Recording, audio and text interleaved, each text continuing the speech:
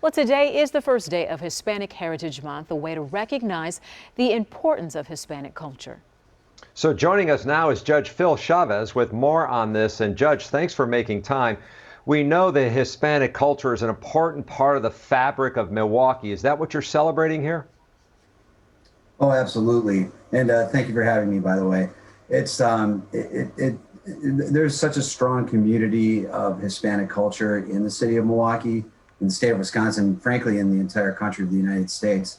There's a lot of things and recognition that is lost or was lost before the Hispanic Heritage Month actually began. I'd like to go into some of the history of the Hispanic Heritage Month, how it started briefly, and it's rather interesting. The actual origins actually began in California with a senator named George E. Brown. He was not Hispanic. However, he did represent East Los Angeles, which had a large Hispanic community. The push to recognize the contributions of Hispanics in these communities was at the tipping point in the 1960s when the civil rights movement was at its peak. So there was a lot of political pressure at that time to start recognizing multiculturalism. And I think Congressman Brown caved up that pressure a bit, but I also think that he was doing the right thing as well. So in September of 1968, he got his wish. President Lyndon B. Johnson, with the under Congress, passed a law and issued an annual proclamation designated 1 week, and it was just a week, not a month, to begin on September 15th of each year as National Hispanic Heritage Week. It was meant to celebrate and recognize the contributions of Hispanic Americans and their contributions to American society and culture. It honors it originally honored 5 of our Central American neighbors. I know there are 7. We're going to get to that in a little bit.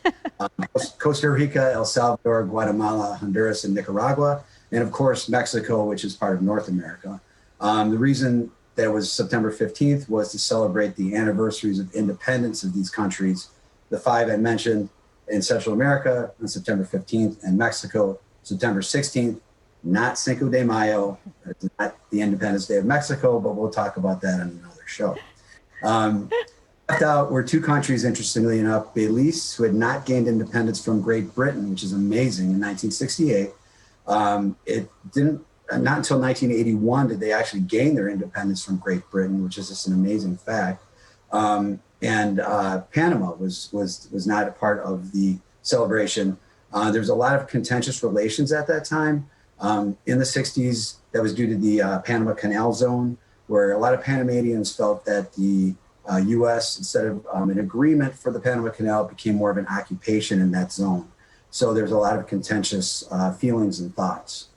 Judge Chavez, please explain, just as you mentioned, all these different Latin countries within the diaspora, just like African Americans from the African diaspora. Explain a little bit about Hispanic, Latino, Latinx, when people are talking about how they identify. Yeah, it's a really complex topic, and I'm going to go into that next week. We're going to go in depth, but just as a kind of a primer, the term Hispanic was largely used by the government in 1970 when it started with the Census Bureau. The United States Census Bureau started using the term under Richard Nixon's presidency.